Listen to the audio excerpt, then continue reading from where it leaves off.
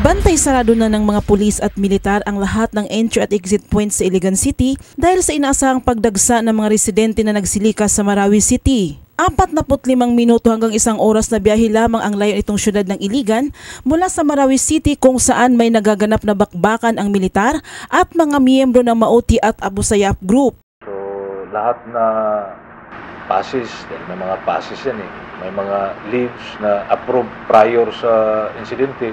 So recall lahat yan. So lahat na tropa natin ngayon is intact. May mga reserve tayo sa mga stations pero most of those personnel nandyan sa stations talagang nilalabas natin.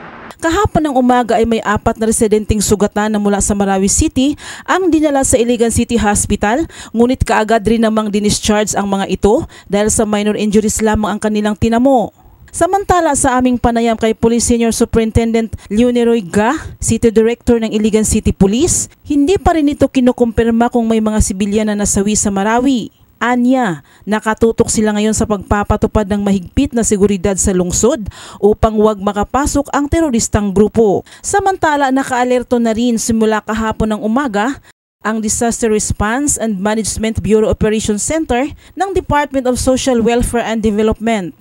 Ayon kay DSWD Secretary Judy Tagiwalo, mayroon na silang naka-standby na family food packs at non-food items para sa mga apektadong residente sa Marawi City. Tiniyak din ng DSWD na sisiguraduhin nilang nasa maayos at ligtas na lugar ang mga tao dito, lalong-lalo na ang mga kababaihan, mga bata at matatanda. Mula sa Cagayan de Oro City, Weng Fernandez, humahataw sa balita.